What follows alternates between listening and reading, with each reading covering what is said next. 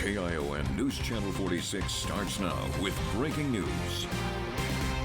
Good evening, everyone. We come on the air tonight with breaking news out of Watsonville. Multiple deaths have been reported by the Watsonville Police Department to us after two planes crash in mid-air this afternoon. You said it was two aircraft? From what it looks like, it was a 172 or a single-engine Cessna and then a twin Cessna.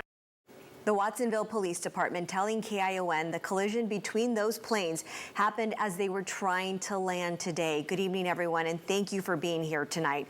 We're going to take you straight to that scene of the crash that had happened at the Watsonville Municipal Airport tonight. We're joined now by KION Scott Rates with the very latest. Scott.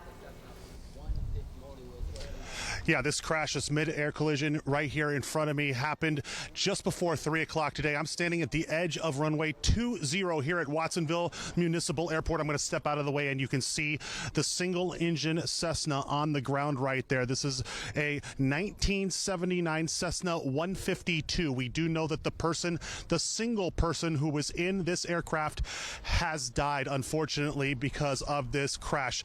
Now, I want to go right above here to some chopper video from above, and you can see this is where the other scene is. It is across the airport, and you can see where another aircraft crashed into that hangar out right there. We are told that that one is a twin-engine Cessna 340. We know that two people were in that aircraft when it crashed into that hangar right there at the Watsonville Municipal Airport, just past runway 20, and we are told that there were no injuries on the ground as a result of this crash. We do know that both aircraft were on final approach here to the airport when they collided and the crash occurred. Right now it is still being investigated. This airport is right next to a neighborhood. I spoke to a young man. He heard the whole thing happen. Take a listen. Well, I just heard one, like I was in my bed and I just heard one go crash and went boom, and I was like, I didn't know what it was at first. It sounded like a plane because I heard the and then right after, maybe like 20 seconds later, another boom right after. I thought it was a plane, but I was thinking, no way, a plane crashed.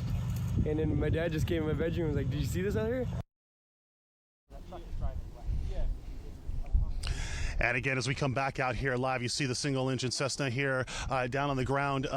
We do know that there are several agencies out here investigating this. I can tell you that there are several roads closed out here as well. I did speak to a CHP officer. He tells me that some of the debris from the aircrafts are out there on the road, so they're trying to gather that up as well. The FAA will be investigating this crash, but just a quick update now on the road closures out here. We know that Buena Vista Drive to Calabasas is closed all the way to Freedom Boulevard. So those areas are closed. If you are coming out in this area, you're going to want to avoid that area. But again, sadly, at least 3 people have died as a result of this two-plane crash out here, a single-engine Cessna and a twin-engine Cessna at the Watsonville Municipal Airport. Of course, I'm going to be out here gathering information, and we will bring the very latest to you as soon as we get it. Reporting live in Watsonville, Scott Rates, KION News Channel 46. Thank you, Scott. Yeah, we'll see you at 6 from that news conference where we're going to be learning more details about this accident. And of course, we're always following breaking news both on air and online. That's newschannel46.com. Follow us for any updates. All right, turning over to our Weather Center, Weather Authority Chief Meteorologist Dan Sianga. It's hard to say exactly what could have caused this accident, but it was pretty clear out there, right? Yeah, let's take a look at the weather conditions from earlier today. I've overlaid some of the data on top of the radar picture. This data right from the Watsonville Airport. There is a federally maintained weather station at the airport there. So at 2:55 p.m., it was 70 degrees. Winds were out of the south-southwest at 11 miles per hour with wind gusts to 16 miles per hour. No wind shifts over the last several hours. We were looking at southwest to south-southwesterly winds really for the last 3 or 4 hours.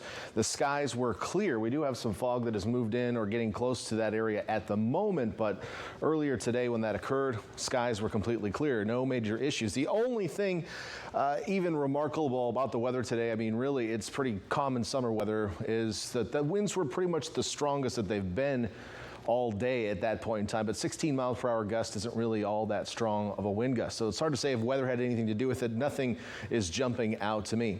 In the meantime, wind speeds across the region, we're looking at 20 to 30 miles per hour in the Salinas Valley. It's been a little breezy today. We've had a few low clouds on the coast, a little bit cooler on the coast today with temperatures in the 60s and 70s. It is still hot inland. We'll keep an eye on those temperature trends and the full forecast coming up. Sounds good, Dan. Thank you. You bet. Taking you over now to Marina. Look at these bold thieves. These guys getting away in that SUV. This was video that was posted on the Marina PD Facebook page. It shows these jewelry scammers taking off after someone started to record them. Well, now police are warning people to be on alert in hopes of catching them. These are also the same people believed to have ripped jewelry off of people's necks recently. KION's Anna Torrea, she's been looking into these robberies, joining us now live in Marina. Hey, Anna. Hey, good evening, Veronica. Marina police have been investigating incidents like these over the past several months, and police say that if those scammers approach you trying to sell fake jewelry, they want you to stay away so that you don't become a victim yourself. A citizen captured this moment when scammers tried to sell fake gold jewelry for gas money. Police say that person began to record, and that's when the black car took off. That incident happening on Del Monte Boulevard. Some people don't know, and they can easily to be scammed. Mary Cruz Salas' shop is not too far from where it happened. She tells KION scammers tried to sell her husband fake jewelry. He came up to me and told me that some couple approached to him trying to selling a ring, a gold ring. You know, Cherokee was the car, I don't know exactly. And he just said no to them because he thought, oh, it's not real. They drive up to you and they'll just ask you, would you like to buy some gold? Or they might be pulled over on the side of the road and they'll tell you that they're out of gas and that they have gold to sell to make some money for gas. Another person that I spoke with told me that someone tried to sell him fake jewelry at this 7-Eleven. And Marina police say these incidents aren't just happening in one specific spot. And just within the last week, we've had a report of one that was pulled over on a highway off-ramp telling people that they were out of gas and needed money. We've had reports that they were parked in the parking lot for the convenience store right across from the police department. Earlier this week, Marina police received a report of a jewelry scammer luring someone to this white Jeep Cherokee, ripping off their necklace and taking off. But the best way to deter these thefts? Stay away from them. As long as people continue to approach these individuals and buy their fake gold or get close enough to potentially be a victim, they're going to continue doing it. Stop doing that, so otherwise I will call the police and report them. Police also want people to be vigilant. Now, Watsonville police also received reports of people trying to sell fake jewelry in exchange for gas money. Police there are investigating those incidents. Reporting live in Marina, Anna Torrea, KION News Channel 46. Thank you, Anna. Sounds like school is out around you. All right, well, Marina police say if you are a victim of these scams, make sure to report it to law enforcement. They need to know. Tonight, a father in Hollister is arrested after deputies discover multiple weapons are within hand's reach of his small children. The 3 children were said to be living in, quote, uninhabitable conditions. The San Benito County Sheriff's Office says the children were ages 3, 8, and 10 years old. They've been now taken by Child Protective Services. Deputies say that guns were found all over the property. Their father, Ryan Dager, is facing 12 felonies. Homemade guns, drugs, and stolen motorcycles were discovered at the 1300 block of Hillcrest Road.